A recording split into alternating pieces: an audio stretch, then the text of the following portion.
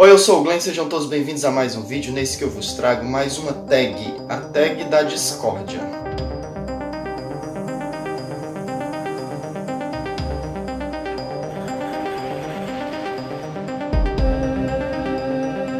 Então, nós vamos falar sobre opiniões negativas sobre livros.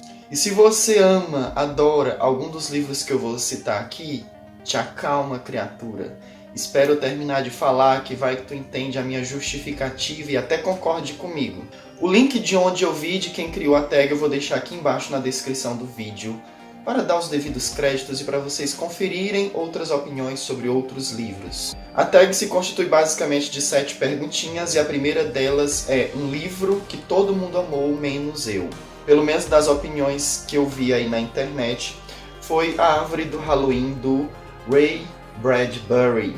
Ele tem uma proposta muito boa, que é de colocar devidamente o Halloween no seu lugar, mas não no tom depreciativo, pelo contrário. Tudo que diz respeito ao Halloween, a partir da sua origem geográfica e histórica no mundo, e aí a gente percebe que isso é um artefato cultural de diversas culturas, inclusive a nossa. Ele meio que tenta justificar aí, né, o que é o Halloween, qual é a sua origem, por que ele existe, né, e por que ele está tão presente em tantas culturas e as diferentes formas como essas culturas trabalham o Halloween, digamos assim.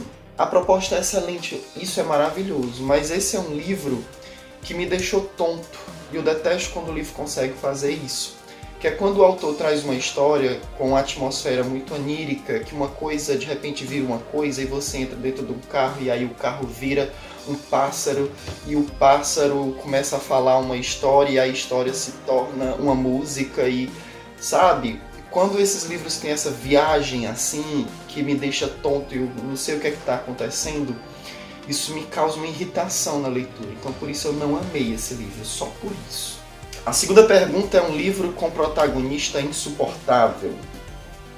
Meu Destino é Pecado, Nelson Rodrigues. Aqui o protagonista, o antagonista, a irmã da protagonista, a mãe do antagonista, todo mundo nesse livro é insuportável. Ponto. Se você quer uma justificativa mais criteriosa, clica no card e assiste o vídeo em que eu falo desse livro.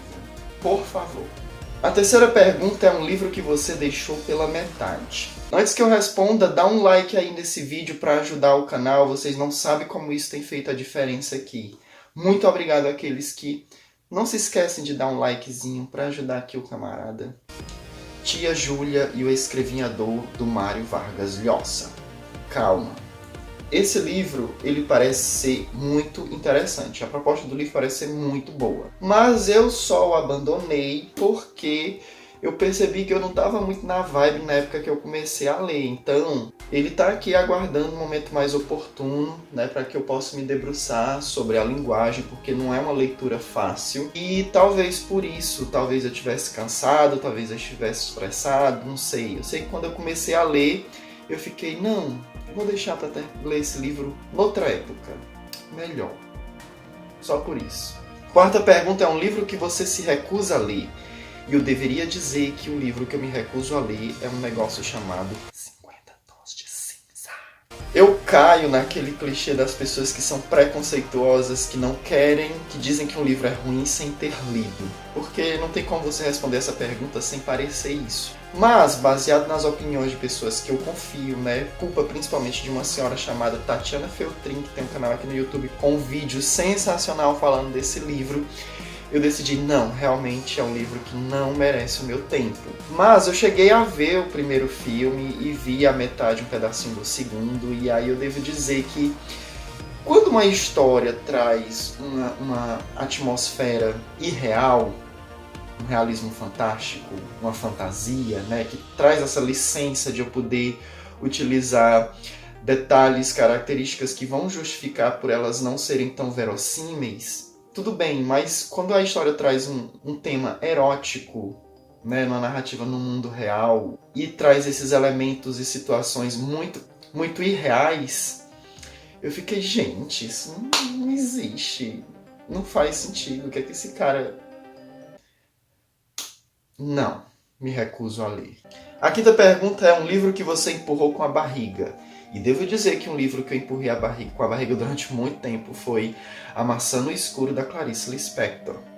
Deve ser um livro incrível, deve ser um livro maravilhoso se você estiver disposto, como mandam as orientações para quem pretende ler Clarice Lispector. Eu adoro a Clarice Lispector, mas quando eu li esse livro, e é o romance, e eu acho que até o romance mais longo dela, eu percebi que esse livro só me levou a trazê-lo a essa categoria porque eu insisti em lê-lo e talvez eu teria tido a mesma sensação se eu tivesse insistido em ler o livro do Mário Vargas Llosa.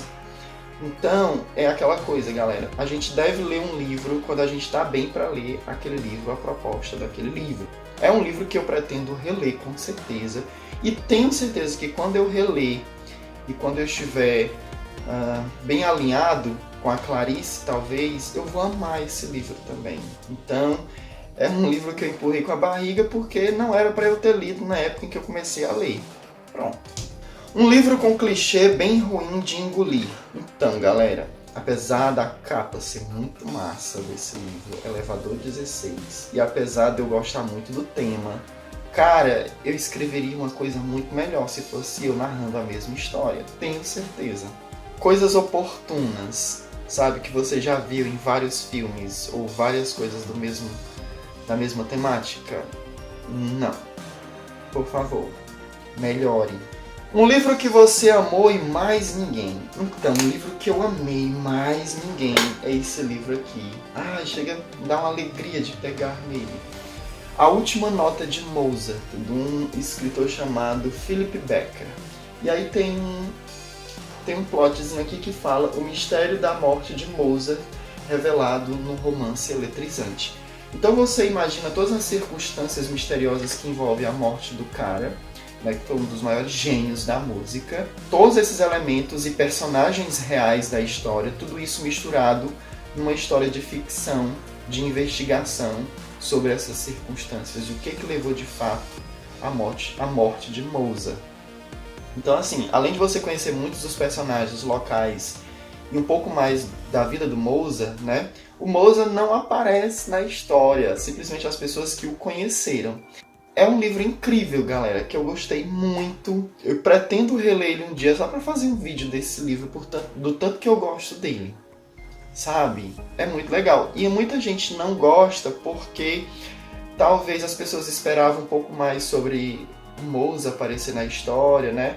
Ou talvez o estilo, que é uma coisa assim meio Dan Brown, que enche o saco de muita gente. Então, não sei. São muitos motivos que levam algumas pessoas a não gostarem desse livro, mas eu amei. Mozart aparece intercalando todos os capítulos. Que legal. Essa foi a tag da Discórdia. Se você gostou desse vídeo, por favor, dê um like. Se você não se inscreveu ainda, se inscreva no canal. Eu vou deixar aí do ladinho outras recomendações de vídeos, outras tags, por exemplo, né? Comentários são sempre bem-vindos e até o próximo vídeo.